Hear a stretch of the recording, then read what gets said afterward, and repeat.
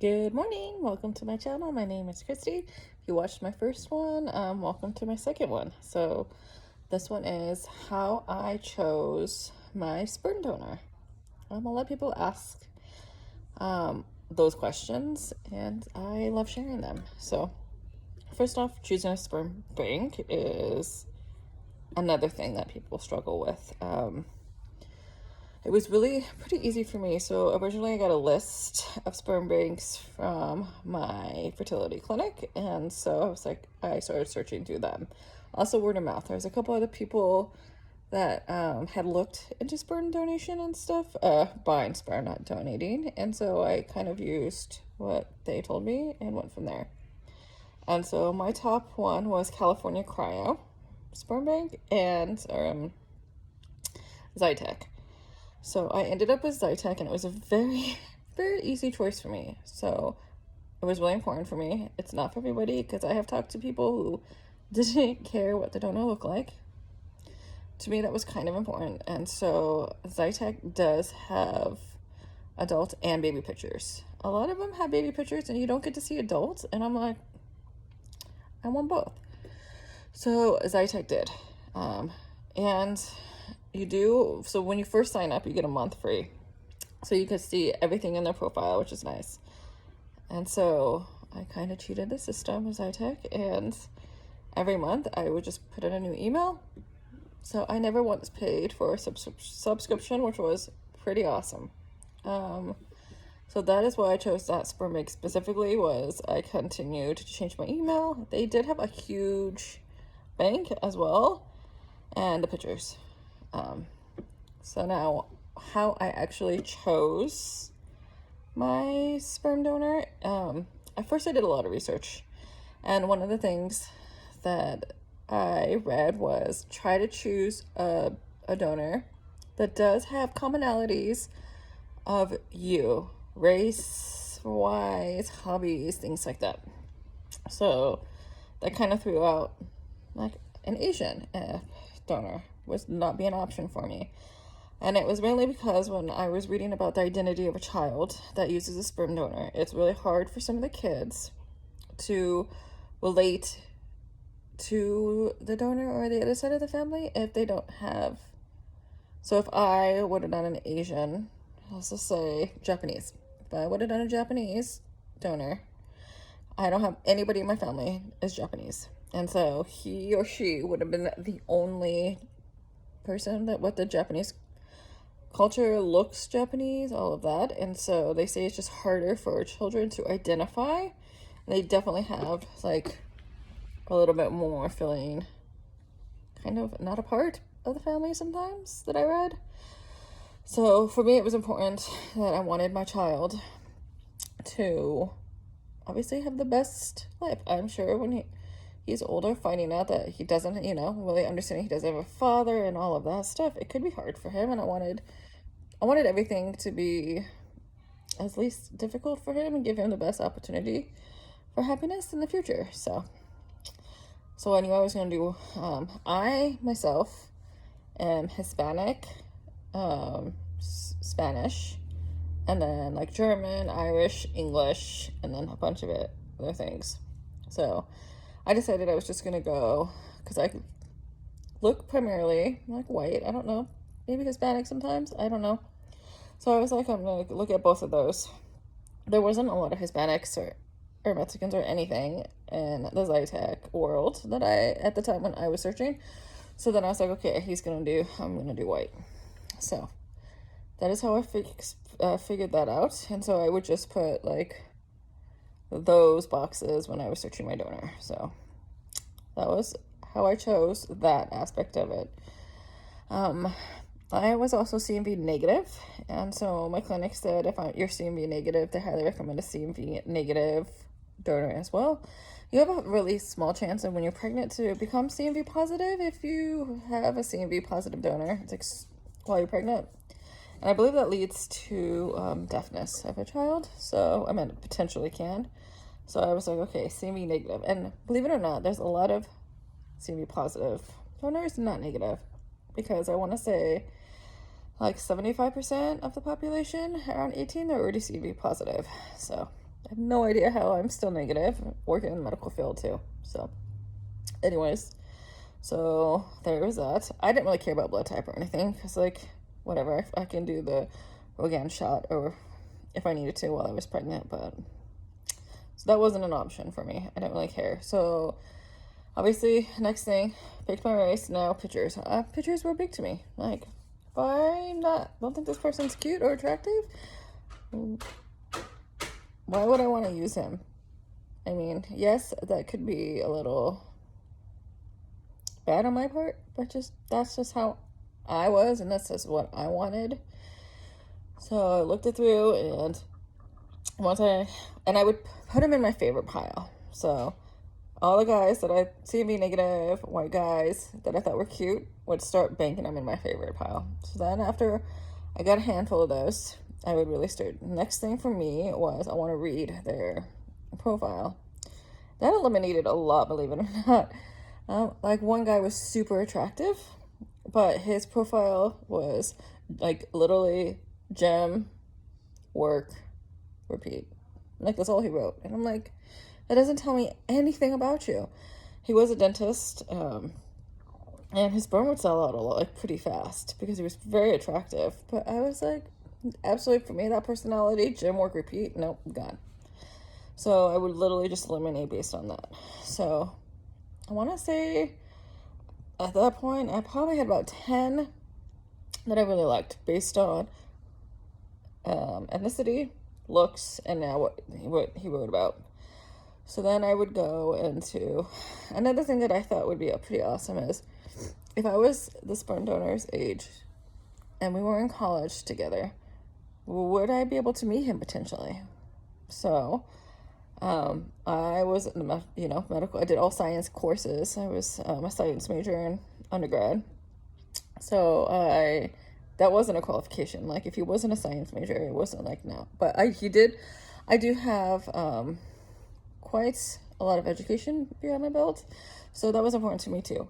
I really wanted somebody who had an education. If they had a job like a firefighter or something, they didn't go to college because they did that aspect, I was okay with that. That would be okay. I would take that kind of sperm donor. But if they had no education at all, again, I eliminated, because I felt it was important that they had an education, at least a bachelor's degree, which was fine, or working on a bachelor's degree, because they do have that option.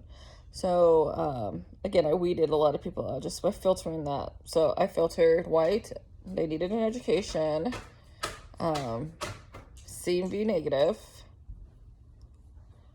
So the rest, I don't know if I filtered anything else. I'll figure this out while I'm talking to you guys. So after I read all the profiles, I started looking into family history. Oh, I got it. Another thing I filtered out. So when you are donating your sperm, they draw labs, and then they do genetics on you. And so I filtered, excuse me, a lot of them. So it's free for them. I'm pretty sure it's 100% free. So if I was reading a profile and they did the bare minimum of 25, I was like, what are they hiding? Like, why wouldn't they want to know themselves? Get rid of them. Zytec, I believe, does 270 something genetic test on them. So again, you had to do all of those tests. If not, I really didn't care about that person. Not that I didn't care about them, but they just didn't make my qualifications of what I was looking for. So I got rid of them. So I made sure, for me, it was really important that they did all the genetic testing. And I did genetics. My person had one thing on his that he was positive for, and it was having a deafness gene, and it is a recessive gene. So I just made sure I tested myself of everything, and I was negative on everything. So that was fine with me, and it wasn't the end of the world if my child, for me, was deaf. I have a really good friend who's deaf, so she lives a completely normal life. So yes, that was another big thing, was that. So I filtered based on the test as well, because that was important. Like, I don't understand why you wouldn't want to know about your own genetics. To me, it's intriguing. So yeah. So looked at all the genetics, made sure if it was some, like, say they did all the testing, and even though I had nothing, and they did come up with something that was like potentially dominant or something, then I would probably have steered away from that. But it wasn't an issue for me, so I was lucky. So now we have genetics in the mix. So then I started reading family history and background. So when it comes to family history and medical, everybody I feel like has diabetes and some kind of hypertension. A lot of people have some kind of cancer in their family. Those things for me aren't going to steer me away from it. I mean, I don't know, the things that I was more looking for would be if they had mental illness or substance abuse. That is something that was a little bit more, okay, let's see what they had. My guy had a cousin that was autistic, and that was it. Everything else in the mental health aspect was fine. No substance abuse was reported, or alcoholism, or any of that stuff.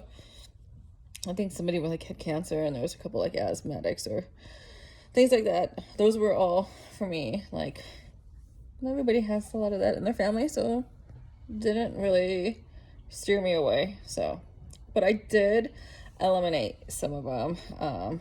Like there was one that I read, mom and sister had early onset breast cancer, so I was like, forget it. They could potentially have the BRCA gene, and I didn't want to introduce that. I had a daughter, and there was a couple other ones that I remember reading that I was like, I think it was like siblings did have like depression or anxiety and stuff, so I did not go forward with them. So again, my like list of 10, I think it went down to like 6 at this point. And then I think one of those 6 didn't do all the genetics, so gone. So that was like 5. So then I really was reading just more into the profile. So my guy, even in like the family, do you have a family history and Zytec area, where it was just like, how many siblings do you have? How tall are they? What color eyes do they have? All of that. And the guy specifically would write, there was like a little column that you can write, and he would write like the cutest things, like, my sister likes fashion designing, or like she likes to crochet. And then, she did little things like that. Like, dad has bilateral dimples and a chin dimple, and his favorite sport is basketball. Like, I just thought it was so cute that my donor went above and beyond and actually added extra things like that, because most people don't. He took the time. So I really narrowed it down, I believe, to like 3. And then I started sending them to close family and friends. Just, I really wanted their opinions. And a lot of times I would send them pictures, and then they would give me their opinion on that. And then I would send them their paragraph profile, and then I would want to know what they thought on that. But I wouldn't say who was who. So it was pretty unbiased. And at the end of the day, I picked, I think, the perfect donor. He retired early too, which was great. I think I don't know how many rounds he went, but I had bought his specimen, and then he had maybe 1 or 2 more that went up for sale, whatever you want to call it, batches, and then he retired. But I don't know how long he donated for, so. But yeah. So that is how I picked my sperm donor. So once I had the 3, I slept on it a lot. I looked at the pictures a lot. I was like, who would I date? And one of them was a science major. His mom, I'm a nurse. His mom is a nurse. And I just was really drawn to that.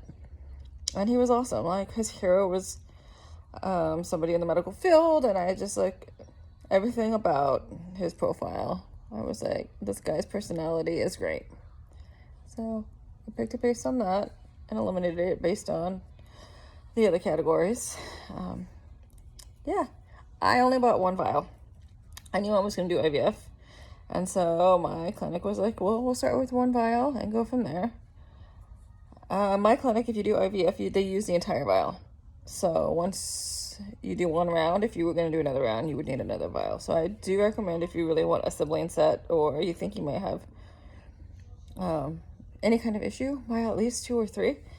if you're doing IVF, if you're doing IUIs, you need to buy at least, I'm not lying, 10, because I know so many people that they're on like their 4th or 5th round of IUIs and they still want siblings, so before they get pregnant. So I would at least get 10 vials, which is expensive. That's like 10 grand. So I only did 1 vial, so I will not be doing IVF again. But we will talk about all of my IVF experience in another video. That's how, so, dog just ran in the house. Say hello, dogs. So I picked, again, my clinic based on adult photos, and then able to continue to change my email to have free. Okay, and Zytec was great. Some people, every place has negative reviews on everything. Mine, when I ordered my sperm, was during like the winter storms, and my sperm was literally stuck in a FedEx for almost 22 days. Maybe it was 21 or 22 days. I was absolutely freaking out because, you know, how long can they stay in the canister frozen? How good are they? I would call FedEx every day, and I emailed Zytec a couple times, and they were actually amazing. So when I emailed them, it was basically, I haven't got my clinic hasn't received a specimen yet. It's stuck in, I think it was like Philadelphia or somewhere, like during the storms. Nobody can even locate it at the moment. It's in some kind of barrel there, and they were so amazing. They said once it arrives to the clinic, if it is in fact thawed, we will send out another one as soon as like your clinic says that. And I respected it, so they actually had put one on hold just in case, so it wouldn't sell out or anything. So I really respected Zytec with that. And so when my sperm, or the specimen, you can call it, did arrive to the clinic at like 22 days, I think it took, it was still frozen and perfect. So if people are doing international, because I know we do have some of the people in that have used my donor sperm. We have a couple from Australia and England, and one from England, and a couple in Canada. So yes, they do ship internationally, Zytec, if your clinic allows it. And the tank should be fine, because mine lasted a very long time frozen. So, and customer service was great for me. I've had no issues with Zytec. So there you go. That is how I picked my sperm donor. I hope you enjoyed it. I will be uploading more videos as I see fit to do it. Thanks.